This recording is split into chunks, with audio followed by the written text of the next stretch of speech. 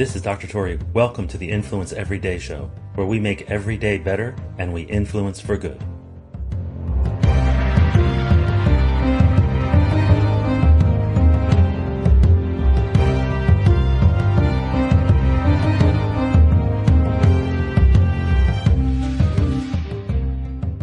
I recently experienced profound loss. My mother died a few weeks ago, and I was talking to somebody who, her close friend, lost her husband. And we were just talking about how people find solace and peace and tranquility in the loss of a loved one, and how we could serve others in that moment. And so I want to share with you a pattern that I've noticed, that I've used through the years, and I've coached other people on it. This particular pattern with this particular frame, asking this particular question, seems to be ultra helpful in this time when somebody has a profound loss in their life. They've lost a loved one. I'll describe it to you first, but it's really important to note that this has to be sincere. It has to come from within. This is not a formula. This is not an algorithm. This is something that it's just a frame that if you can say it or ask about it in your way, you can actually help people to get through some tremendous difficulty. And so essentially it starts with listening. Now that might sound ultra obvious, but if you haven't heard the episode on TING, the Chinese word to listen, and all of the components of listening, this is about listening wholly, listening with your whole body, being fully present. It's hearing, it's thinking, it's feeling, it's focus, it's attention. It's all of those things wrapped up. And so that in your body and your presence is experienced by the other person, they feel heard. They have a space to talk about things and to talk about their feelings and to talk about the good and the bad and their own shortcomings in their relationship or what they could have done better and all those things. But along the way, you're listening for glimpses of ways to move them forward. Now, I don't mean move on. I don't mean forget.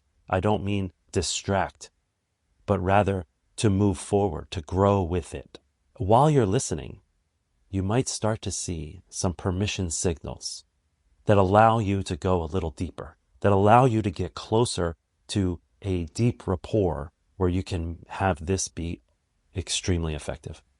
So these permission signals, they might be a breath after talking. They might be a transition from telling you facts to moving to stories. So for example, if I were to tell somebody about my mom's own death, I might talk about she was hospitalized all of July, and then she was home and largely independent for most of August, and then hospitalized all of September, and then we tried a stint in rehab for a few days, and that wasn't going well, so we decided to bring her home.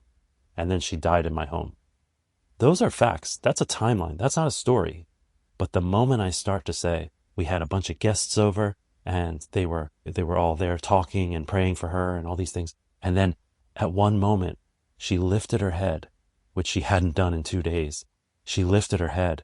She opened her eyes and she looked around the room and then looked off in the distance and had the biggest smile I had ever seen in 52 plus years. Now, if I start to tell you that story, which is true, that's what I experienced, and that's what all my guests experienced. But if I start to tell you that story, I've moved from facts to story. That is a subtle permission signal that you can go deeper because they are going deeper. Now, as they go deeper, oftentimes they will slowly reveal positive traits about the other person.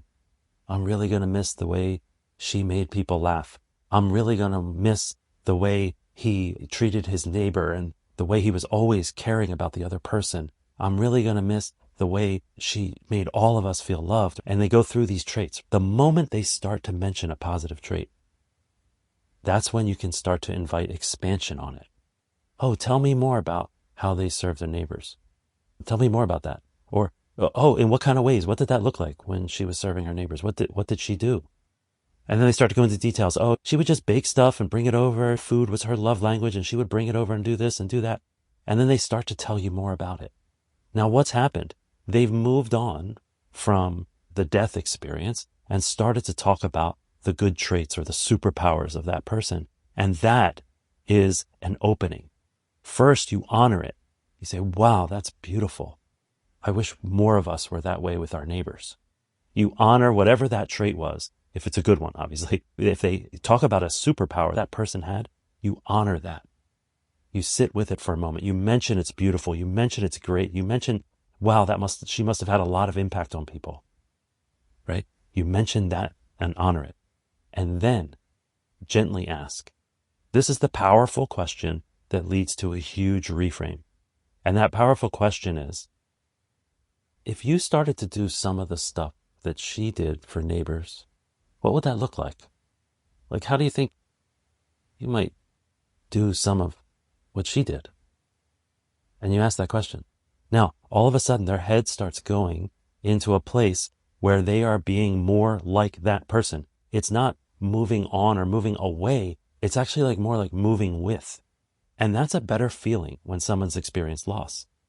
It's almost as if that person is still with them because they have the opportunity to carry it forward. Now, it's possible that doesn't work well with them. Like, they're not interested in that. If you offer the invitation, you gently ask, what would that look like? If they start to poo-poo it, then move on. Don't linger on that particular shift or that frame. But that is sometimes how we go from having loss to having found. In other words, lost and found. You find solace in the good traits that person brought to the world because you can pay it forward. Sometimes that's a really powerful frame for somebody who's experienced loss. It certainly was for me. I received so many letters of condolences and so many visitors, and all of them, maybe with the exception of one or two, all of them mentioned how she made other people feel. All of them mentioned her distinct laugh and how she made others comfortable and how she put other people before herself. And specifically, I would then launch into stories about what it was like when she was in the hospital. I overheard nurses talking to the charge nurse about their assignments right before they were coming on. And the nurses were like a friendly battle over they wanted to take care of my mom. They were like, I love that woman. I feel better when I walk into her room and they're talking about all these things. Please let me take care of her because I have room whatever and you have that. Give me her because it'll really lift me up. And so to hear them battling over taking care of my mom really showed me that trait. So I started launching into these stories about it, that her physicians that took care of her in the hospital, these are people that are like a hospitalist. When they take care of people in the hospital, it's like they're on a shift and then they're not. They showed up at her funeral. And so anyway, I started launching into these stories, and it turns out that along the way, I realized I have a lot of those same traits. I'm not saying the nurses are going to fight over taking care of me, but I am saying that the kindness, the caring for other people, the trying to make their day better in any one interaction, if anything, I feel like I am carrying that forward from my mom. Can you help other people find that trait in the one they lost and help them bring it forward?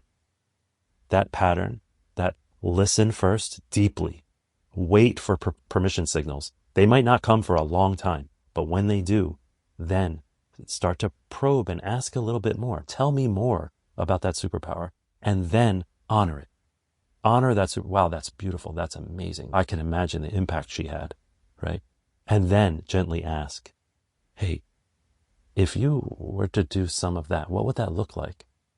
If you were to put a little more her in your day, what would that look like? How would you show up?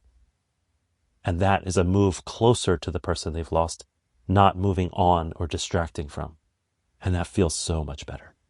It feels so much better, and you can serve them in a big way. And not only that, it will last, because every time they remember their loved one, they will remember their traits. And every time they remember their traits, they'll remember the conversation about paying that forward.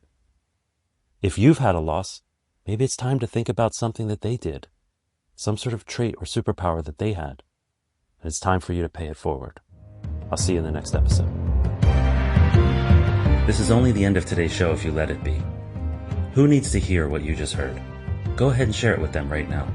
The Influence Everyday podcast is free. We don't sell advertising space, so telling others is the best way to pay us back, but more importantly, it's the best way to pay it forward. If you enjoyed today's podcast, take a moment to rate and review the show, then check out the additional links and materials that go along with it. They offer more ways to take your influence, your impact, and your relationships to a whole new level. Now go forth and influence for good, every day.